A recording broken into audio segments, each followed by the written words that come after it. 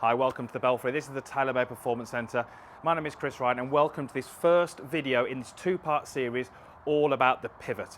As you can see, I've got my K-Vest system on. We're going to look at the data, we're going to look at the numbers, we're going to explain to you exactly how your body needs to move for you to create a good pivot in your golf swing, and that is definitely going to help you hit some better shots once you get out on the golf course. So the K-Vest system that I'm wearing is a 3D system, and what it's really going to do is it's going to measure how my body moves through space. Now, for the purpose of these two videos that we're going to do, we're looking at more to do with what the hips or the pelvis is doing and what the upper body or the torso is doing. So I have also got a sensor on my hand and my arm, but we're not going to be using those in these videos. So we're talking about the pivot. So effectively that's from starting position, how you move your body, how you rotate your body in the backswing. Now, the golfers that I coach, the handicapped golfers that I see on a daily basis, many of those golfers don't have as good a pivot as we would like them to have. That in turn can really affect how the golf club is delivered to the golf ball. In certain cases, if the golf club is not being delivered to the ball correctly, just changing the pivot and just thinking about what the body does can massively influence how that club is delivered and ultimately can improve the shots that they hit. So we're talking about the pelvis in this video. We're going to talk about the upper body in the second video. But if I see someone whose pivot isn't maybe quite right, the first thing I'm going to look at is the pelvis. How that moves can affect what the upper body does in turn. So that second video is going to be really important for you to watch after this one. So let me take my starting address to this golf ball. My starting address? My starting position, I should say. So when I set up, ideally, I would like my left hip to be slightly higher than my right hip. Now, what my K-Vest machine is going to do, as I demonstrate this, is going to show me how much angle I've got in those hips, angle being which hip is higher. So if I was to stand perfectly level, that would show at 0 degrees. Now at setup, when I address that golf ball, you can see by the numbers on that screen that I've got about 2 degrees of bend. That's a positive number, which tells me that my lead hip, my left hip, is slightly higher than my trail hip. This is absolutely fine, and this is what we would like to see. This is key to make sure we start from the correct position. So a little exercise, you take your starting position here, club under your belt line, and just bump that lead hip a little higher to get it a couple of degrees higher than the trail hip. Now, what I've actually done on this K-Vest system at the moment, I've got it in biofeedback.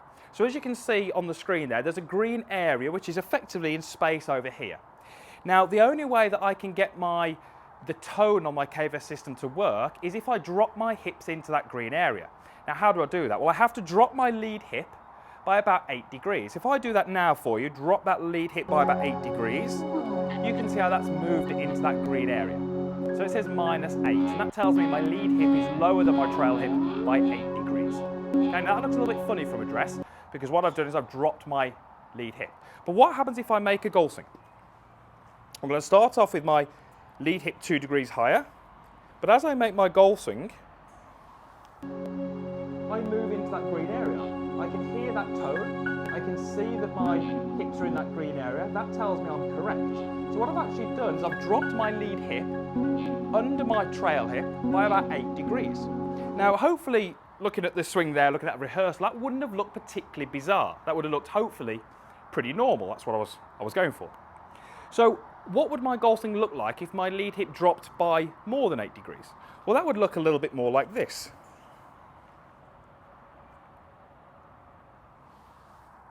Okay, and you can see there on that system that I've dropped my lead hip by about 14 degrees. And I now can't hear the audible tone that tells me I'm correct. So when I can't hear the tone, that tells me I'm incorrect. And hopefully, from looking through that video, that won't look correct. You can see there's a big slide away with my hips. That slide away caused this lead hip to drop too much by 14 degrees. So what would my golf swing look like if I never dropped this lead hip?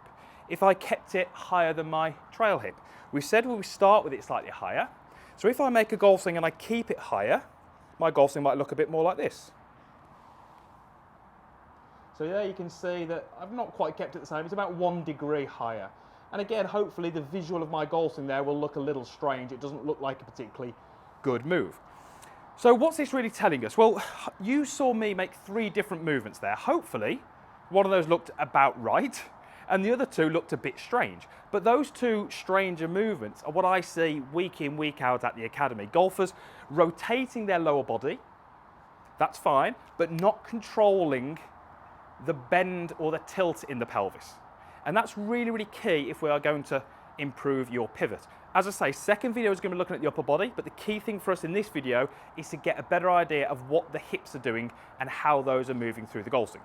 So what I'm going to do now is I'm going to take my KVS system off, and we're going to go through a couple of drills that you can do at home, which are going to help you recreate these movements, these patterns of movements, and ultimately get you to understand how to do them a little bit better. Right, so KVS system off, and you can see I've got an alignment stick through my belt loops.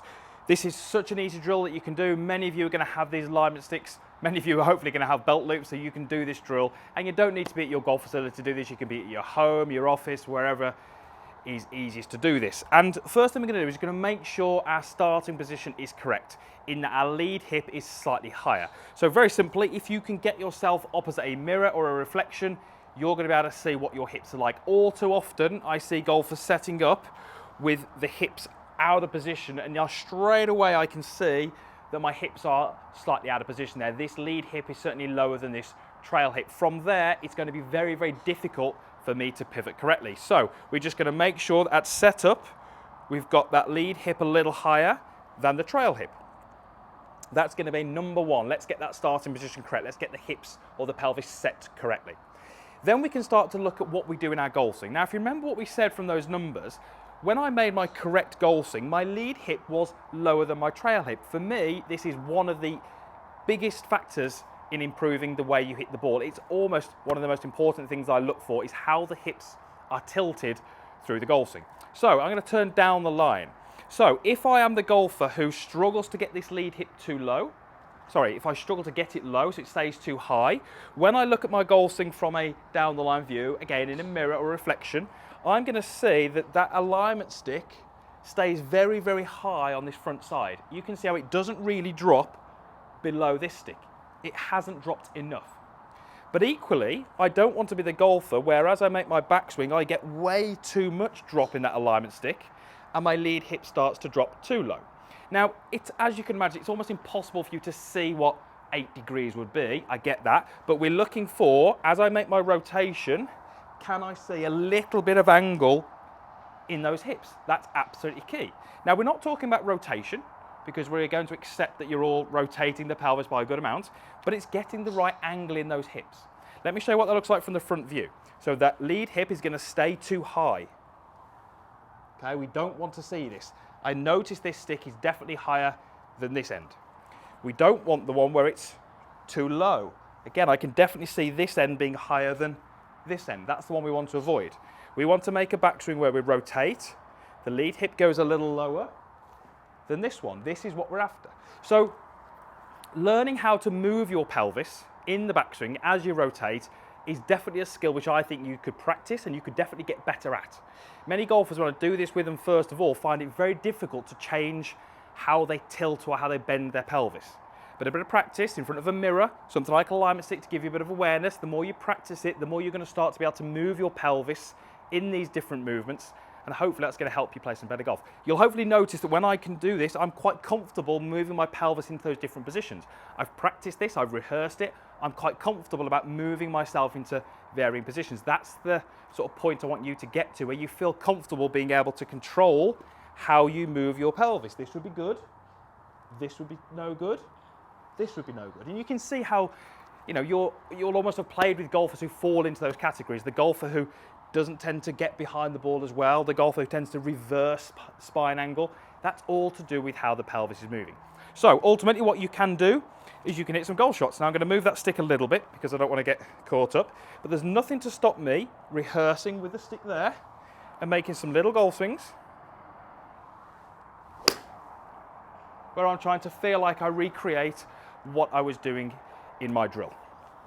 So video number one in improving your pivot is controlling what the pelvis does. I appreciate there was a fair bit of information in this video, a lot of numbers thrown at you, a lot of different degrees and minuses and pluses, so maybe watch it again. But I think if you can get your head around what the pelvis needs to do in order to make a good pivot, that's definitely the first part in improving your pivot. And then you can get you in front of a mirror, in front of a reflection, rehearsing those movements and ultimately taking it to the golf ball.